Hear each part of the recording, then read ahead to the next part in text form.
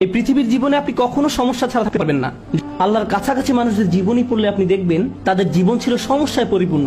যখন মানুষ আপনাকে বলতে থাকে আল্লাহ তোমাকে অপছন্দ করেন, তাই তোমার জীবনে এসব ঘটছে, বিপরীতে আপনিও ভাবতে শুরু করে দেন আল্লাহ মনে হয় আমাকে শাস্তি দিচ্ছেন। আমাদের সবারই জীবনে কোনো না কোনো সমস্যা রয়েছে যা আমাদের শান্তিতে ঘুমাতে দেয় না।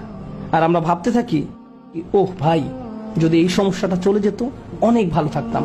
কিন্তু জানেন কি হয়, যদি এই সমস্যাটা চলে যায় পরবর্তীতে আরেকটা এসে হাজির হয়। আর যখন নতুন সমস্যা এসে দেখা দেয় আপনি ভাবেন পূর্বের সমস্যাটা আরো সহজ ছিল। এটা তো অনেক বড় সমস্যা। আপনি যদি আল্লাহর উপর ভরসা রাখতে পারেন আল্লাহ আপনাকে কি দিবেন, তিনি আপনার সমস্যা শেষ করে দেন না। এই পৃথিবীর জীবনে আপনি কখনো সমস্যা ছাড়া থাকতে পারবেন না। যদি সমস্যা চলে যেত তাহলে ইয়াকুব আলাইহিস সালামের জন্য আমাদের তুলনায় অনেক আগেই সেটা দূর হয়ে যেত। যদি ঈমান থাকার মানে হয় আপনার কোনো সমস্যা থাকবে না, তাহলে মরিয়ম আলাইহিস সালামের কোনো সমস্যা থাকা উচিত ছিল না। রাসূল সাল্লাল্লাহু আলাইহি সাল্লামেরও কোনো সমস্যা থাকার কথা ছিল না।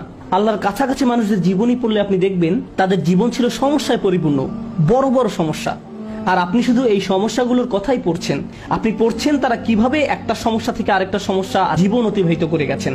আল্লাহর একজন মহান রসুল ছিলেন ইউসুফ আলাইহিস সালাম। তার জীবনের দিকে তাকালে দেখবেন ছোটবেলা থেকেই তিনি সমস্যায় আক্রান্ত ছিলেন। তাহলে আমি এই প্রশ্নটি বারবার করছি, আল্লাহ তাহলে আপনাকে কি দিচ্ছেন?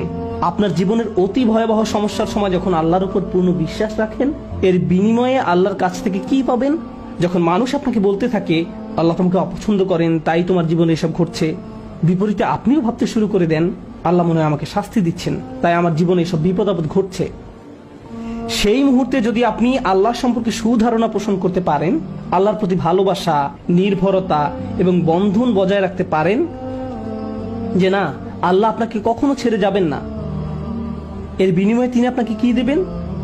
তিনি সে লোকের হৃদয়কে পথ দেখান। আমি আপনাদের গ্যারান্টি দিচ্ছি, যদি আপনার সমস্যা চলে যায়, যদি সে সমস্যাটা অর্থ সংক্রান্ত হয়ে থাকে, এরপর অর্থ আসতে থাকে, যদি এটা পারিবারিক সমস্যা হয়ে থাকে এবং সমস্যাটা দূর হয়ে যায়, এই দুনিয়ার কোনো অর্জনই সেই একটা গিফটের তুলনায় কোনো মূল্য বহন করে না। আর সেই একটি গিফট হলো ইয়াহদি কলবাহু, তিনি সে লোকের হৃদয়কে পথ দেখান। আপনার অন্তরে প্রশান্তি থাকবে, জীবনে যাই ঘটুক না কেন আপনার মুখে তখনও হাসি থাকবে। তখন মানুষ আপনার দিকে তাকিয়ে বলবে আরে তুমি হাসছো কেন, তুমি কিভাবে ঠিক আছো, দেখো না তোমার কি অবস্থা হয়েছে। আপনি তখন বলবেন হ্যাঁ সব ঠিক আছে। যদি আপনি এই আচরণ রপ্ত করতে পারেন, এমন অনেক মানুষ রয়েছে যাদের টাকার কোনো অভাব নেই, তারপরেও তারা ঘুমাতে পারে না। আপনার কল্পনায় যেসব কিছু মানুষের জন্য সুখ নিয়ে আসার কথা তার সবই তাদের আছে, কিন্তু তবু তাদের মানসিক শান্তি নেই। তাদের নেই সেটা, তারা নিজেদের উপর খুশি নয়, বিভিন্ন রকম ড্রাগ এবং মদ পান করে, বাস্তব দুনিয়া থেকে নিজেদের সরিয়ে রাখে। তারা বাস্তবতার মুখোমুখি হতে পারে না। অন্য মানুষরা তাদের ভিডিও দেখে বলে ওয়াও, তাদের বাচ্চাদের দোলনাটা কি সুন্দর, তাদের গাড়িটাও কি চমৎকার, আমরাও এগুলো চাই। ইয়া লাইতালানা মিসলা মা উতিয়া কারুন, ইস কারুনের যা আছে আমার যদি তা থাকতো। বসের মতো জীবন। পক্ষান্তরে আপনি যদি আল্লাহর দিকে ফিরেন তাহলে তিনি আপনাকে এমন কিছু দান করবেন যা কোনো টাকার অঙ্কে কেনা সম্ভব নয়, খ্যাতি বা জনপ্রিয়তা যা আপনাকে দিতে পারবে না। আর তা হলো ইয়াহদি কলবাহু, তিনি আপনার হৃদয়কে পথ দেখাবেন। এটাই ঈমানের সর্বশ্রেষ্ঠ পুরস্কার, এটাই হলো বিপদে পড়ার সর্বশ্রেষ্ঠ পুরস্কার। এখন আলোচনার উপসংহারে এসে বলতে চাই, মানুষ অনেক সময় বিভিন্ন সমস্যা আটকে পড়ে। আপনি আটকে পড়েছেন, আমি আটকে পড়েছি। কখনো কখনো আমরা এখান থেকে মুক্তির কোনো উপায় দেখি না। ওই পরিস্থিতিগুলো হলো আমাদের আল্লাহর পক্ষ থেকে সর্বশ্রেষ্ঠ উপহার দেওয়ার একটা উপায়। ওই পরিস্থিতিগুলোতেই তিনি আমাদের অন্তরগুলোকে পথ প্রদর্শন করেন। আমরা যদি কেবল সেই পরিস্থিতিগুলো ব্যবহার করে আল্লাহকে পেতে পারি, আল্লাহর সাথে কথা বলতে পারি, এর জন্য আপনাকে আরবি জানতে হবে না, এর জন্য আপনাকে অনেক বেশি কুরআনও জানতে হবে না। জাস্ট আল্লাহর দিকে প্রত্যাবর্তন করুন আর বলুন ইয়া আল্লাহ, আপনি তো সর্বশ্রেষ্ঠ পরিকল্পনাকারী। ইয়া আল্লাহ, আপনার মতো কেউ আমাকে ভালোবাসে না, কেউ আমার প্রতি আপনার মতো যত্নবান নয়।